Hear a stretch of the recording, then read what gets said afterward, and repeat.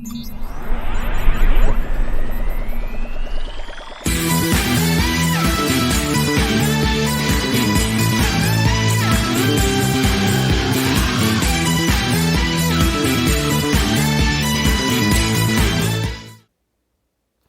Rapids fans, is your ride ready for the road ahead? If not, head on over to Bellefleur Tire Shop where they've got you covered from treads to transmissions.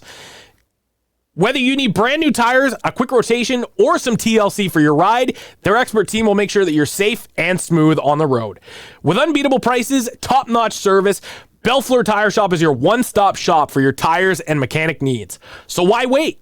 Visit Bellefleur Tire Shop today and let the experts get you back on track. Good Sunday afternoon, Rapids fans. It's game day. You know what that means. The Fredericton Red Wings are in town. They made the 45-minute trek up the Trans-Canada from Edmundston after a 6-2 loss to take on the hometown Rapids, who are riding a 7-4 win against the Summerside Western Capitals on Friday night. There is a lot to talk about in this edition of the Bellefleur Tire Shop Grand Falls Rapids pregame show, and we are going to break it all down in this episode. So first off, I would like to say that this is going to be hopefully the start of something big for the Rapids. That win against Summerside, we were talking about that the post game. A lot of really positive feedback came to the team after that big win, and that's something you hopefully will have going into this game as well. So we're going to get right into the tail of the tape here. The Grand Falls Rapids sitting 1 point ahead of the Fredericton Red Wings for fifth place in the Eastlink North Division, whereas the Fredericton Red Wings sitting with 10 points on the season in last place. And this is going to be an important matchup for both teams. Reason being is because the Miramichi Timberwolves are only 3 points ahead of the Grand Falls Rapids and 4 points ahead of the Fredericton Red Wings. Why is that a significant thing? Because the Miramichi Timberwolves now hold that fourth place playoff spot in the Eastlink North Division, and that's something that, especially in this matchup, if you win, you'll get within striking distance. That's exactly what you need if you're the Rapids. You want to carry on that 3-game point streak, and you want to get your second win on the weekend, which hasn't been done in quite a while, but we'll dive right into the special teams here. The Grand Falls Rapids boasting a 17.7% on the power play, ranking fourth place in the Eastlink North Division. The Fredericton Red Wings with the current first place power play in the Eastlink North Division as well, 27.1%. So we were talking about how special teams really make a difference in this game. Now the Grand Falls Rapids, they had 3 power play goals in the first period, let alone the game on Friday night. And now this is a Fredericton team who has been able to cash in quite a bit on their power play opportunities in the last few games. The Grand Falls Rapids did not allow a power play goal, if I'm not mistaken, in the course of Friday's game. And as a result, have really started to increase their power play quite a bit. Where the Grand Falls Rapids, on the other side of that, have an 83% penalty kill in, which is second in the Eastlink North Division as well. They are only behind the Amherst Ramblers, Truro Bearcats, and Edmundston Blizzard, of course, in the entire league. So the fourth place penalty kill in the entire league. The Fredericton Red Wings, on the other hand, 70.9%. So we're going to dive into those special teams in just a minute here as well. For the Red Wings leading the way in scoring, it's a 2-way tie for goals with Matt McRae and Ben DeYoung. Leading the way in assists for the Red Wings, Ben DeYoung with 11 assists on the season. Also, Salem Johnson with 11 assists. And Ben DeYoung, of course, the points leader for the Fredericton Red Wings as well. Having himself quite a game, Caleb McDonald still has not passed Jonah Leard. Jonah Leard, for once again, has the goal-scoring lead for the Grand Falls Rapids with 11. And Jeremy Dastu making his return to the lineup after a 1-game suspension, 15 assists, and he currently holds, and Jonah Leard currently holds the point lead for the Grand Falls Rapids with 20 points as well. So we're going to talk a little bit more and expand on some of these special team stats here. So we saw that Fredericton, they lost 6-2 to the Edmonton Blizzard last night, and their penalty kill did not help them at all. Did not do them any favors throughout the course of the season. They have in those opportunities, those times that they were shorthanded, they have 55 different times where they were shorthanded on the season. Of those 55 times, 16 power play goals have been scored against the Fredericton Red Wings. Now, it may not seem like a lot, but for the Grand Falls Rapids, they have 11 power play goals on the season so far. With that being said, if you take that, you take those stats and you combine them. Fredericton, their power play goals for this season, they have 13. They've only got 2 more power play goals than the Grand Falls Rapids. But yet there's such a big difference in their power play percentages. Now, this also doesn't really help as well that the Grand Falls Rapids, they've had more power play opportunities, 62 compared to Fredericton's 48. So this is going to be a kind of a counterbalance of special teams. It's something that we haven't seen a whole lot of, that it's very lopsided on one side or the other. Fredericton's got a very strong power play and they can cash in. We've seen that all season long. Whereas the Grand Falls Rapids, they have a solid penalty kill, did an amazing job of killing off those penalties against the Summerside Western Capitals Friday night. And through the course of the season, haven't really let up a whole lot of power play goals. But here's the kicker. When they do, those are the ones that cost them, I think, the most. Because those were situations where they were either leading and they allowed the other team to get the momentum back, or they were already down and they dug themselves into a deeper hole. So it's not that they've allowed a lot of power play goals against, but it's just the fact that when they do, it's sometimes costly situations, and that's what you want to watch out for. So Fredericton's got a very, very strong power play, and Grand Falls has a very, very strong penalty kill. Now, on the other side of that, Grand Falls, they may have a weak power play, but Fredericton doesn't have a very strong penalty kill. They actually have the second worst penalty kill in the entire league, the 11th ranked PK, right next to the Pictou Valley Weeks Crushers that are sitting at 69.3%. Now, this is going to be another one of those matchups where special teams are really going to determine the outcome of the game. And given what we know about these two teams, it's always a physical matchup. There's always a lot of penalties drawn. It is a high-scoring affair when Fredericton comes to town or when Grand Falls goes to the Grant Harvey Center, vice versa. So you know that this is going to be a huge matchup where both units, both PK and PP units, are going to play a crucial factor in the outcome of the game. Now, you obviously want to try and avoid taking those penalties because, again, you have guys on the Fredericton Red Wings who end up like Salem Johnson or like a Tyson Snow that will get under your skin and goad you into taking penalties. But we saw that the Rapids did a relatively good job against the team in Summerside that had the most penalties in the league and had guys that were going out there and trying to get under their skin. They did for a good chunk of the game. They made sure that they were staving them off and they weren't giving into what Summerside was feeding them. Now, if they can do the same thing against Fredericton, this is going to be a huge, huge outcome for them. You look at how tight the division race is. There is 5 points separating the Rapids from third place in the division, where the Campbellton Tigers currently sit.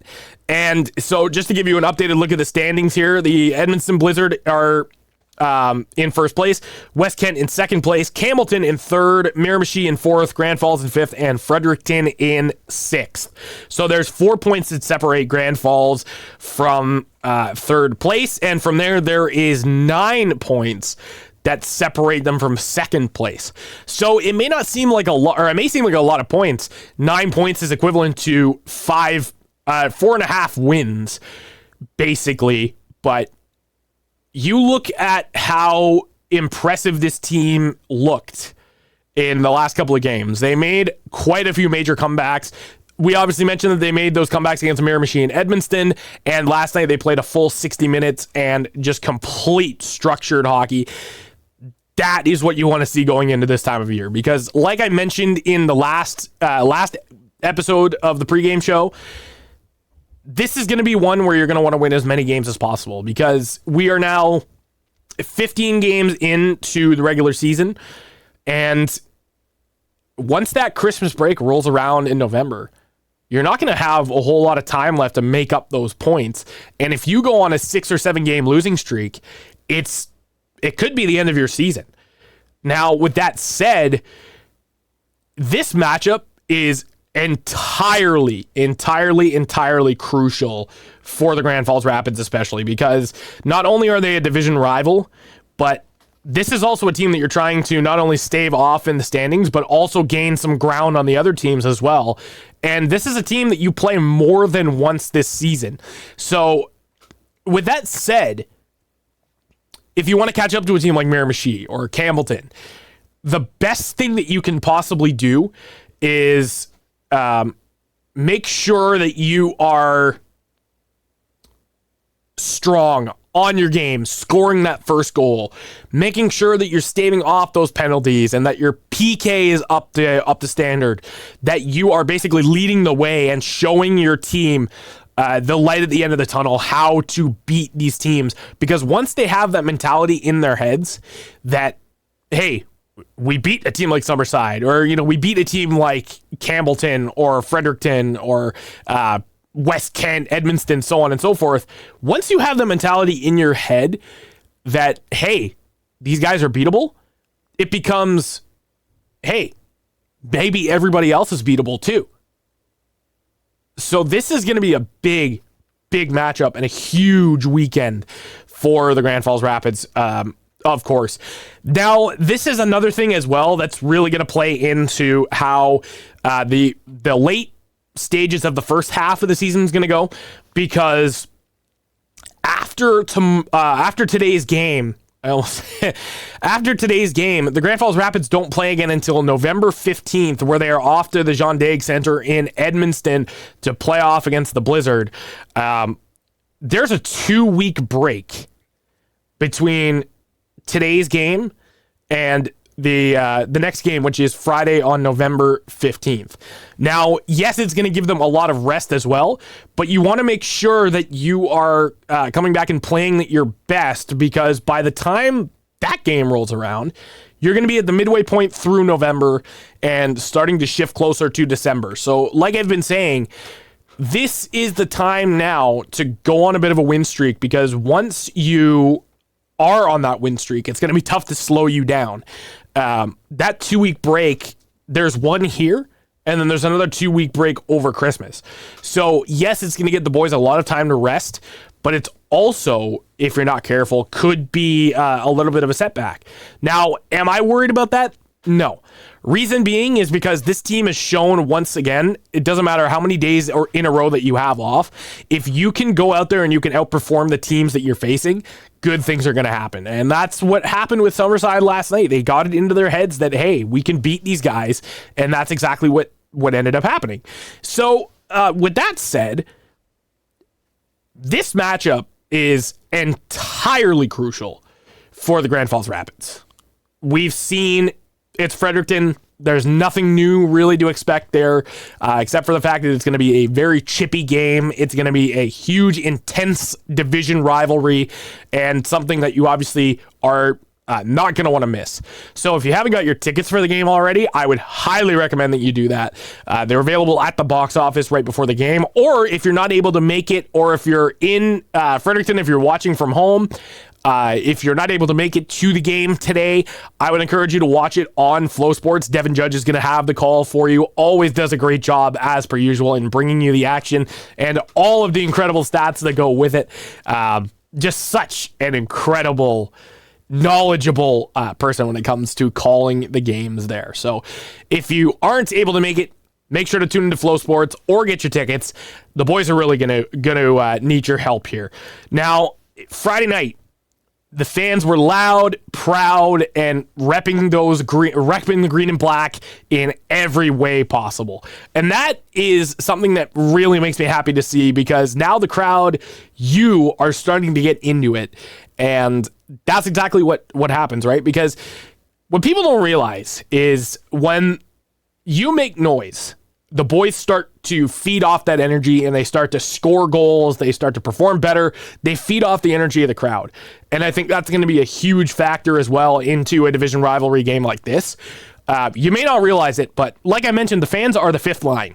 So the more noise you make and the more cheering that you do, the more these guys are going to feed off of that and start to, toggle God mode for all of my gamer friends out there.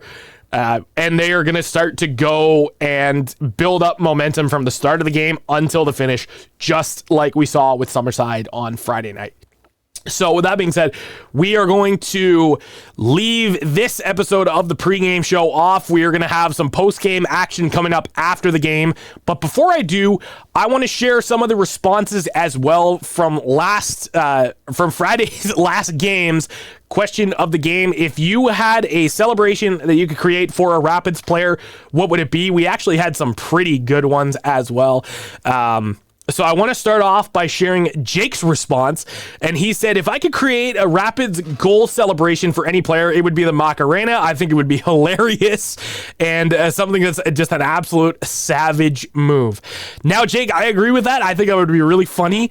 That's one of the ones that is very unique. So you think of goal celebrations and the history of how it all started. That's a really unique one. I like that response. We're going to go to Alexandre, who also shared his response. I would do the classic clay pigeon celly with a little bit of a twist. Now, instead of doing just your regular Teemu Selanne celebration, he says that he would add in, instead of the glove, he would throw the puck up in the air and shoot at it with the stick there. So that's a bit of a unique one. I don't know if you'd be able to do that, but I like the characteristics to that as well. I mean, Teemu Selanne, one of the best goal celebrations in the world. And let's see, it was Lucy who came up with the paddle boat celebration. So what I would do if I were to create a Rapids goal celebration for any of the players, it would be rowing on the ice and get all three players that were involved in the goal on, if you had multiple assists, and doing the rowboat. I like that one. That is really funny. And honestly, I think it kind of fits because you have the Rapids, right? Who, if you're rowing down the gorge, it makes sense. So I really, really like that response.